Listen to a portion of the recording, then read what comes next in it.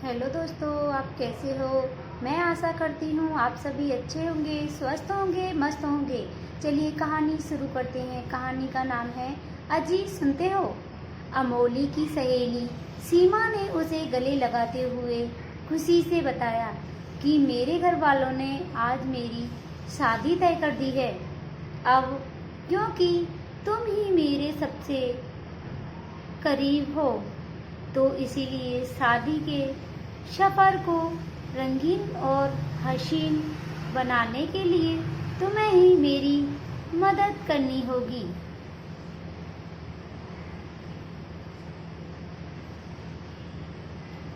अमोली ने कहा कि मुझे तो जो कुछ कहोगी मैं कर दूंगी, लेकिन एक बात तुझे अभी से समझा देती हूँ कि शादीशुदा जिंदगी के सफ़र में खुशियाँ कम और कांटे अधिक होते हैं।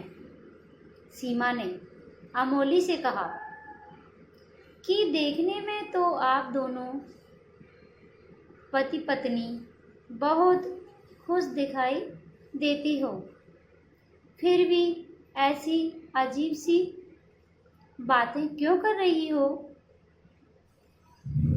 मैं तो जब कभी तुम्हारे घर आती हूँ तुम बड़े ही प्यार से अपने पति को एजी ओजी कहकर बुलाती हो। अमोली ने सीमा से कहा कि पति पत्नी के रिश्ते में चाहे कितनी भी अनबन क्यों न हो, लेकिन दूसरे लोगों के सामने हर औरत पति को ए गधे या ओ गधे कहकर तो नहीं बुला सकती। इसीलिए हर औरत अपने पति को एजी ओजी कहकर बुलाती है। सीमा ने अमोली से कहा कि क्या तुम्हारे घर वालों ने शादी से पहले जीजाजी के बारे में अच्छे से जांच पड़ताल नहीं की थी। अमोली ने जवाब दिया कि घर वालों ने तो सब कुछ ठीक ही किया था। मैंने भी कई प्रकार के व्रत और पूजा की। अपनी मौसी के कहने पर मंत्रत नाम की एक नदी में बहुत सारे पैसे भी डाले थे ताकि मेरी शादी किसी अच्छे से लड़के से हो सके। सीमा ने हैरान होते हुए पूछा कि फिर क्या हुआ। अमोली ने बताया कि जब शादी के बाद मैंने मंत्रत नदी से इस बारे में शिकायत की तो मुझे यह जवाब मिला कि जितने पैसे तुमने दिए थे उसमें तो ऐसा लड़का ही मिल सकता था। अभी यह दोनों सहेलियां बातें कर ही रही थी कि अमोली का पति वीरू दारू के नशे में टुन्न होकर झूमता हुआ घर में घुसा। दरवाजे पर अमोली के हाथ में झाड़ू देखते ही वीरू उससे बोला कि डार्लिंग, क्या बात है, आज अभी तक तुम्हारा काम खत्म नहीं हुआ। अब जल्दी से यह झाड़ू वगैरह छोड़ो और मेरे लिए खाना बना दो, बहुत जोर से भूख लगी है।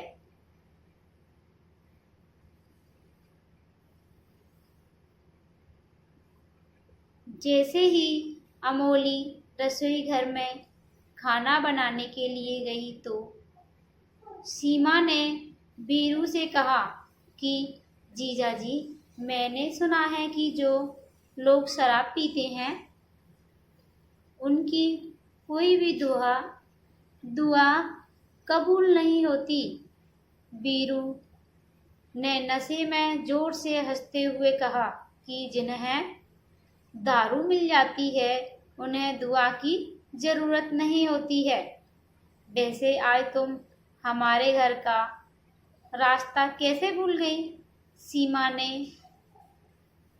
मिठाई का डिब्बा बीरू की तरफ बढ़ाते हुए कहा कि आज मेरी सगाई हुई है। उसी की मिठाई आपके लिए लेकर आई थी। बीरू ने सीमा से कहा, अगर सच में अपना जीजा मानती हो तो आज अपने हाथ से मिठाई खिलाओ। सीमा ने बीरू से कहा कि जीजा जी, मैंने तो अभी तक यही देखा है कि एक पत्नी के रहते हुए दूसरी लड़कियों से दोस्ती करना शादीशुदा जिंदगी में बहुत बड़ी मुसीबत पैदा कर देती है। दारू के नशे में झूमते हुए बीरू ने जवाब दिया कि कायर लोग तो मुसीबत को देखते ही उससे डरकर दूर भागते हैं, जबकि बहादुर लोग ही डटकर मुसीबतों का मुकाबला करते हैं। अभी इन दोनों में बातचीत चल ही रही थी कि अमोली बीरू के लिए खाना की थाली लेकर आई। खाना की थाली को देखते ही बीरू जोर से चिल्लाया कि आज खाना तुम्हारी बूढ़ी मौसी ने बनाया है। पास बैठी सीमा ने कहा कि जीजा जी, यह तो कमाल हो गया। आपने अभी थाली में रखे हुए खाने को हाथ भी नहीं लगाया और आपको कैसे मालूम हो गया कि खाना अमोली ने नहीं, मौसी ने बनाया है? बीरू ने कहा कि कल तक खाने में काले बाल दिखाई देते थे, आज देखो थाली में सफेद बाल नजर आ रहे हैं।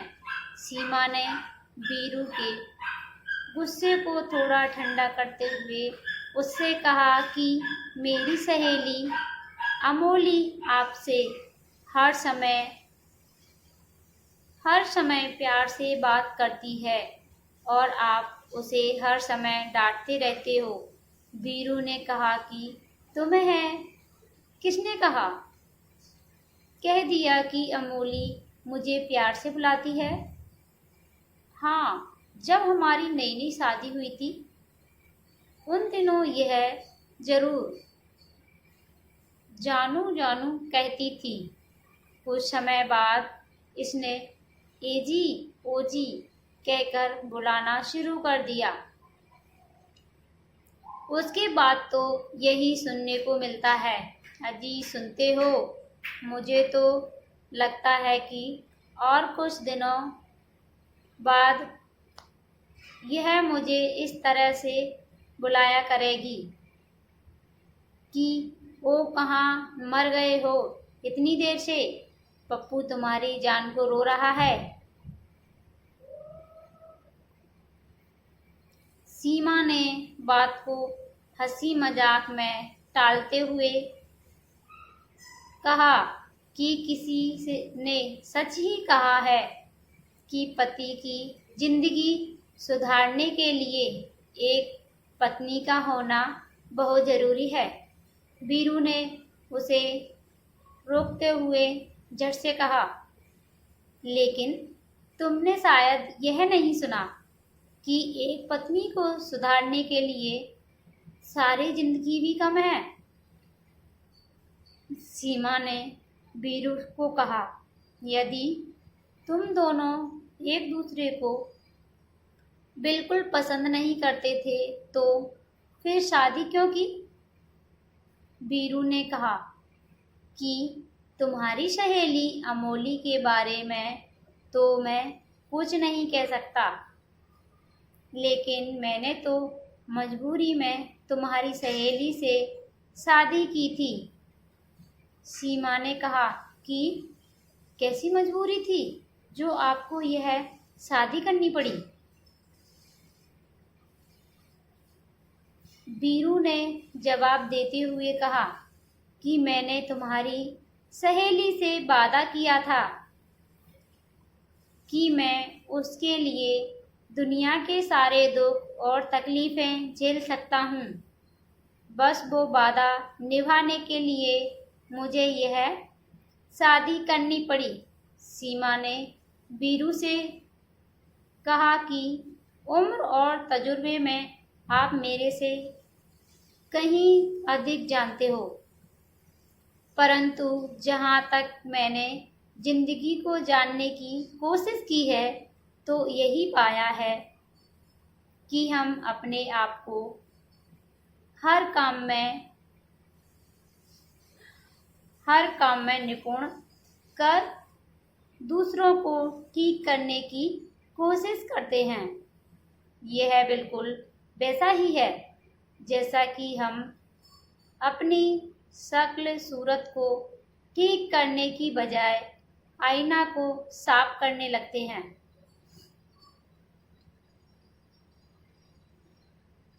जीजा जी, प्रेम प्यार के बिना हमारा जीवन तो बंजर धरती की तरह होता है।